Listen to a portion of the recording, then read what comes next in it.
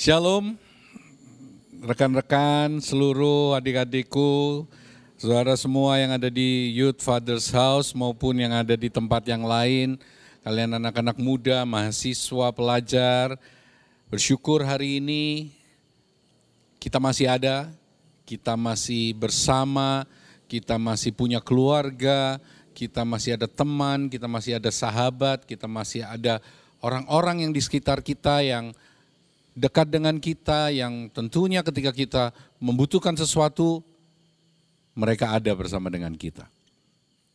Kita masih berada di dalam keadaan di bangsa kita dengan menyebarnya virus COVID-19, dan ini semakin hari datanya semakin meningkat. Untuk itu kita memang perlu waspada, tetapi tentunya sebagai anak-anak Tuhan kita harus banyak berdoa dan berserah kepada Tuhan. Ada beberapa hal yang akan kita lihat hari ini. Ada beberapa hal yang akan kita bahas hari ini. Ada beberapa hal yang akan kita pelajari bersama hari ini.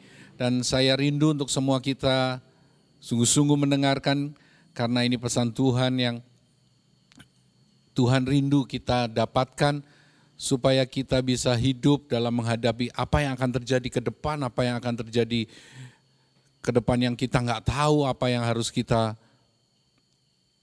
lakukan, apa yang akan terjadi buat keadaan kita, apa yang terjadi atas sekolah kita, studi kita, apa yang terjadi atas pekerjaan kita, atau apapun juga.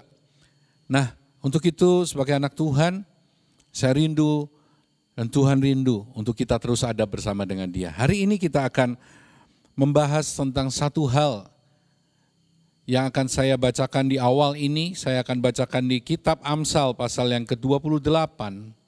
Amsal pasal yang ke-28 ayat yang ke-14.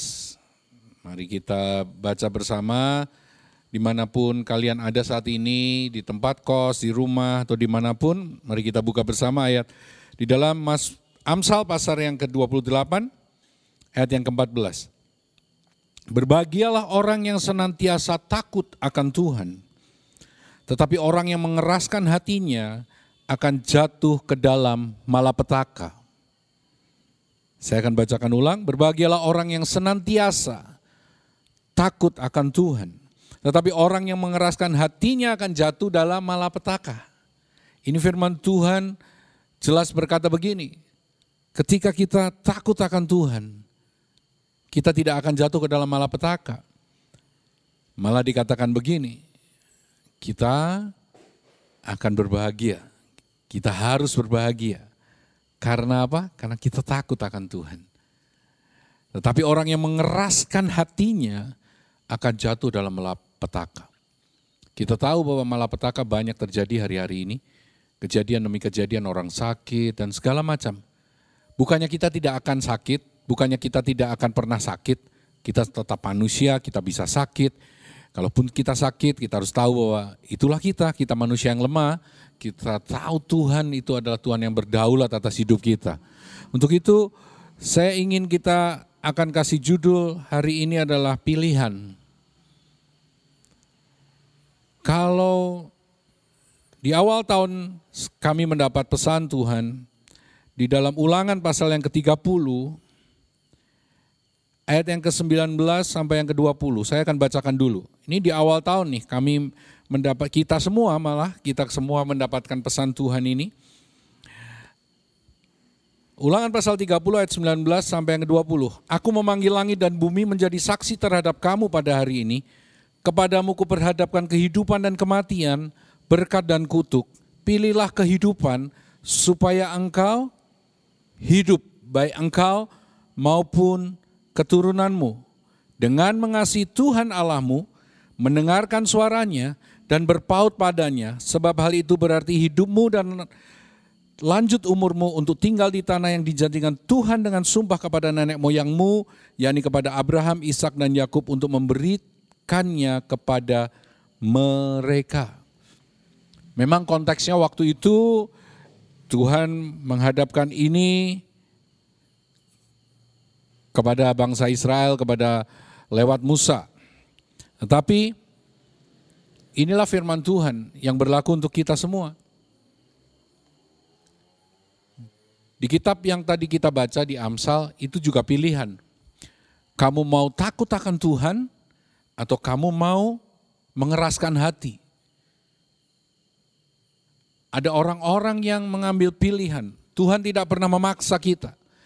Tuhan tidak pernah memaksa kita untuk kamu harus begini, harus begini. Dia memberikan perintah, dia memberikan hal-hal yang seharusnya kita lakukan menuju kepada suatu kebenaran dan kita boleh memilih. Kita mau pilih yang mana. Nah, untuk itulah kita akan belajar hari ini. Kata takut akan Tuhan bukan takut seperti kita takut melihat, mungkin ada yang takut melihat binatang tertentu, ada yang takut di dalam kegelapan, ada yang takut saat mungkin berjalan tiba-tiba di belakang ada suara, ada bunyi-bunyi sedikit kemudian dia bisa lari. Bukan takut yang seperti itu. Di dalam firman Tuhan seluruh kata takut akan Tuhan berbicara tentang beberapa hal ini.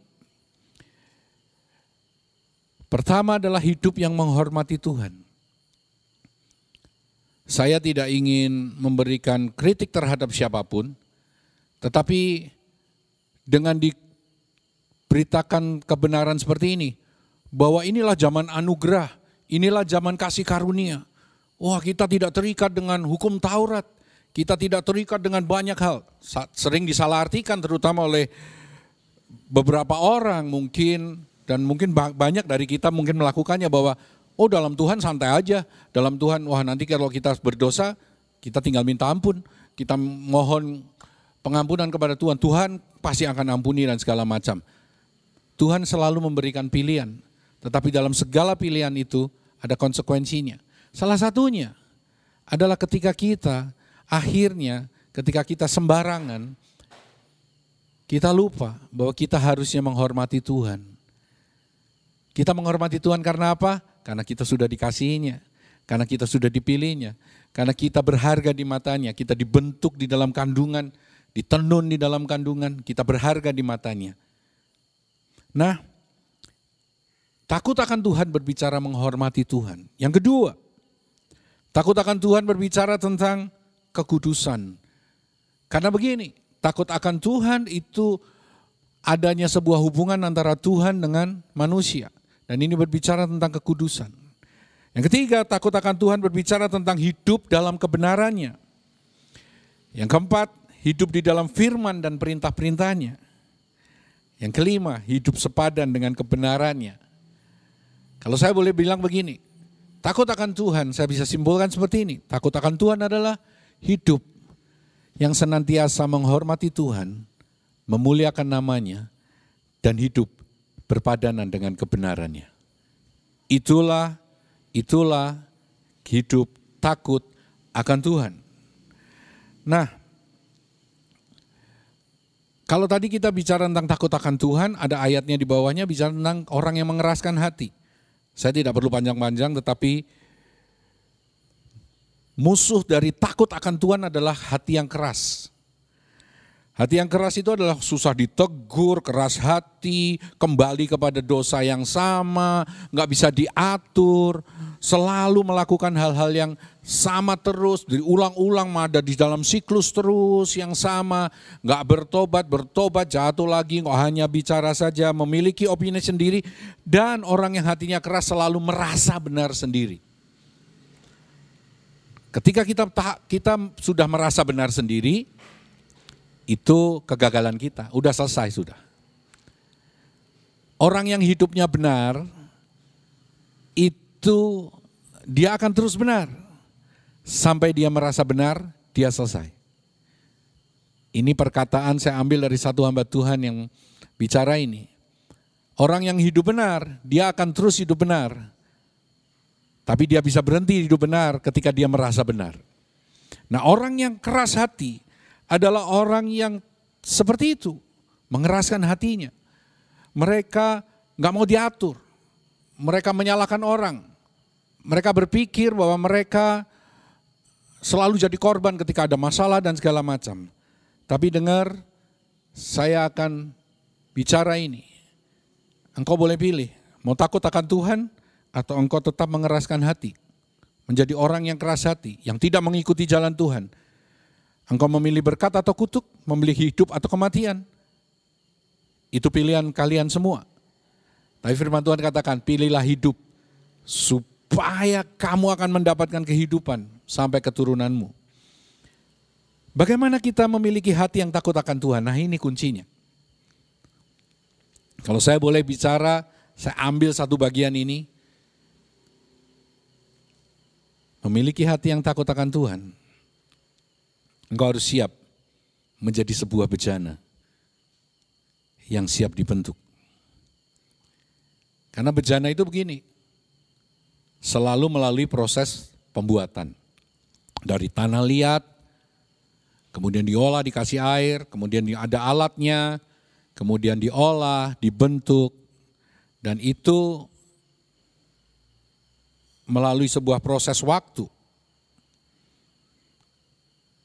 Dan lama pembuatannya bergantung pada yang membuatnya. Bukan bergantung pada bendanya, tetapi bergantung pada yang membuatnya. Jadi ini kuncinya. Kalau saya boleh katakan bahwa setiap proses itu cepat atau lambat Tuhan kita yang tahu kapan itu akan selesai. Ya, kalau kita tahu prosesnya kan seperti ini. Menyiapkan bahan mentah, kemudian dibentuk, dihaluskan, kemudian dibakar dengan api, kemudian mungkin dicat, difinishing, disemprot, dibentuk sedemikian rupa sehingga indah. Nah, kalau di dalam kitab Yeremia, saya akan bacakan sebentar secara cepat di kitab Yeremia pasal yang ke-18, ayat yang keempat dikatakan begini, apabila bejana yang sedang dibuatnya dari tanah liat di tangannya itu rusak, maka tukang periuk itu mengerjakannya kembali menjadi bejana lain menurut apa yang baik pada pemandangannya. Jadi begini, kalau bejana yang sedang dibuat itu rusak, ya kan, maka tukang periuk itu akan mengerjakannya kembali menjadi bejana yang lain menurut apa yang baik pada pemandangannya. Demikianlah Tuhan untuk kita. Dimanapun kita berada saat ini, engkau sekolah, engkau ada di kos, engkau kuliah, engkau mungkin ada yang bekerja hari ini. Kalau engkau anak muda tapi engkau bekerja, dengar baik-baik, ini memang waktunya yang terbaik bagi engkau untuk bekerja. Mungkin mimpimu gak tercapai dan segala macam, tapi ingat baik-baik.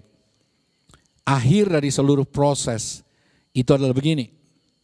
Akhir dari seluruh proses adalah begini. Sang tukang periuk akan membentuk kita. Dan dikatakan di sini menjadi bejana menurut apa yang baik dari pemandangannya. Jadi segala proses yang kita alami, segala bentuk hal apapun, dengar baik-baik, endingnya itu adalah kita akan jadi bejana yang baik di mata Tuhan. Nah, kuncinya apa? Untuk kita bisa mengalami proses. Banyak dari kita kepengennya instan. Apalagi di zaman sekarang, kita mau cari apapun, berita apapun instan, semuanya serba instan. Anak muda, dengar baik-baik, camkan ini. Kita harus jadi anak-anak muda yang tidak ingin semuanya instan. Tapi kita harus jadi anak-anak muda yang mengerti proses. Karena proses akan menghasilkan sesuatu yang indah. Dan terlebih dari itu, secara manusia, proses akan membentuk kita menjadi orang-orang yang kuat dan tangguh. Tinggal bagaimana kita memilih, mengeraskan hati atau menjadi orang yang takut akan Tuhan, yang siap dibentuk oleh Tuhan, yang mau dibentuk oleh Tuhan. Kunci dari pembentukan ini sederhana. Engkau menjadi rendah hati, tidak merasa benar, dan mempersilahkan Tuhan untuk memproses hidup kita. Dengar baik-baik. Mungkin kau berkata begini, loh tapi kan saya gak kepingin jadi orang miskin. Saya gak kepingin jadi susah seperti sekarang. Saya gak kepingin ada dalam, mungkin kita ada di asrama, mungkin kita ada di kos. Saya kan sebenarnya gak kepingin jauh dari orang tua. Dengar baik-baik, engkau anak-anak Tuhan yang disayanginya. Jadi dengar, Persilahkan Tuhan memproses dimanapun kau berada. Jangan salahkan orang di sekitarmu. Tapi lihat dirimu. Bagaimana Tuhan memproses setiap kita. Karena proses itu punya akhir. Yaitu sebuah tujuan. Yang tadi kita akan dibuat jadi bejana yang indah di mata Tuhan. Kasih-kasih Tuhan, dengar baik-baik. Sebelum saya akan tutup pesan Tuhan ini, saya akan simpulkan beberapa hal. Bahwa yang pertama, Tuhan ingin kita mengambil pilihan yang Dia berikan, yaitu kehidupan. Dengan takut akan Tuhan, dengan hidup sesuai kebenarannya, dengan kita hidup dalam tuntunannya, itu yang Tuhan mau. Di tengah segala yang digoncang hari ini, Dia mau kita kembali menjadi anak-anak yang siap dibentuk. Dibentuk seperti apa? Nggak tahu. Tapi dibentuk dalam berbagai proses yang berbeda-beda dengan satu tujuan. Kita akan menjadi bejana yang baik di pemandangan, di matanya Tuhan. Lalu apa yang kita perlu persiapkan? Yang pertama, jangan pernah keraskan hatimu. Jangan jadi orang keras kepala. Jangan jadi orang yang gak bisa diatur. Jangan jadi orang yang pokoknya aku gak mau ada aturan apapun. Aku gak mau. Pokoknya aturan aku tabrak. Segala bentuk aturan aku langgar pokoknya. Jangan seperti itu. Ini proses. Kalau mungkin kau jengkel, kau aduh ini aturan ini menghalangi aku. Ini kenapa firman Tuhan berat sekali berkata seperti ini. Lewati proses ini. Engkau minta Tuhan setiap doamu. Setiap pagi, setiap malam. Bahkan dalam hari-hari melakukan aktivitas. Engkau bisa berkomunikasi dengan Tuhan dan katakan Tuhan terima kasih untuk semuanya. Naikkan syukurmu. Itulah takut akan Tuhan. Ekspresikan penyembahan. Itulah takut akan Tuhan. Hidup dalam firman. Itulah takut akan Tuhan. Firman Tuhan sekali lagi saya harus katakan begini. Dikatakan berbahagialah orang yang takut akan Tuhan. Bahkan dikatakan ada satu kata, senantiasa takut akan Tuhan. Berarti selalu, berarti sering, berarti tiap hari, tiap waktu senantiasa takut akan Tuhan. Tetapi orang yang mengeraskan hati akan ditimpa malapetaka. Enggak ada yang mau kita menerima malapetaka. Tapi seringkali kita menuntut sesuatu yang baik, tapi kita mengambil pilihan yang salah. Untuk itu hari ini, sebelum saya ajak berdoa, dengar baik-baik. Kunci yang pertama, hiduplah dalam kekudusan. Yang kedua, setia dan tekun mengikut Tuhan. Setia dan tekun dalam semua proses. Setia dan tekun dalam setiap yang kita alami. Kita nggak tahu apa yang akan terjadi ke depan. Tetapi ingat, Tuhan tidak pernah menyediakan masa depan yang apa? Yang kacau. Tidak pernah. Tuhan selalu menyediakan masa depan yang penuh harapan. Bukan kecelakaan. Tuhan senantiasa memberikan kepada kita itu. Tinggal kita mau memilih. Kita mau pilih hidup dalam kebenaran. Atau kita hidup dalam kekerasan hati. Dan mengikuti kata hati kita. Dan kita merasa diri kita benar. Dengar baik-baik. Satu kasih yang besar sudah diberikan buat kita. Dan inilah waktunya kita. Untuk kita hidup takut akan Tuhan. Mengikuti jalannya. Firman Tuhan yang lain berkata begini. Ayat firman Tuhan berkata begini. Takut akan Tuhan. Permulaan segala pengetahuan. Dengar baik-baik. Engkau akan tahu apa yang akan terjadi ke depan. Engkau akan tahu apa yang harus kamu jalani. Bagaimana menjalani kehidupan ini. Ketika engkau takut akan Tuhan dalam hidupmu. Ini firman Tuhan buat kita semua. Tetaplah kuat. Tetap taat. Lakukan yang baik. Lakukan yang benar. Hidup dalam kekudusan. Perhatikan matamu. Perhatikan apa yang kau dengar. Perhatikan ucapanmu. Dan perhatikan apa yang keluar dari hatimu. Tuhan Yesus memberkati. Mari kita berdoa semua. Mari kita saat ini berdoa. Engkau yang di rumah, taruh tanganmu di dadamu dan katakan Tuhan, aku mau mengambil pilihan ini. Mari kita berdoa. Bapa di surga, kami bersyukur kepadamu. Siapapun yang mendengar firman Tuhan ini, siapapun mereka anak-anakmu yang kau kasih, engkau tahu persis apa keadaan dan kondisi mereka. Engkau tahu persis apa yang menjadi isi hati mereka, mungkin keluhan mereka, mungkin pergumulan mereka. Pikiran-pikiran mereka Tuhan yang mungkin saat ini sedang ada dalam tekanan yang berat. Mungkin ada dalam masalah-masalah yang berat. Tuhan, Kau lebih tahu dari kami semua. Engkau lebih tahu bahwa ending dari proses semuanya ini adalah kemuliaan, adalah sesuatu yang indah yang Kau sediakan.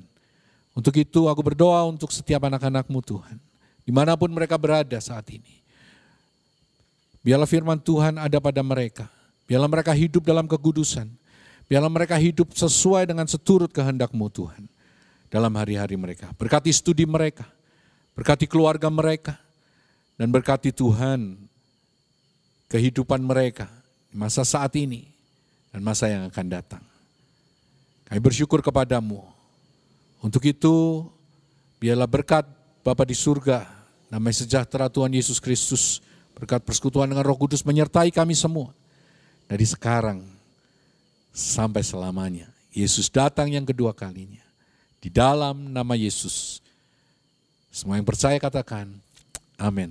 Tuhan Yesus memberkati.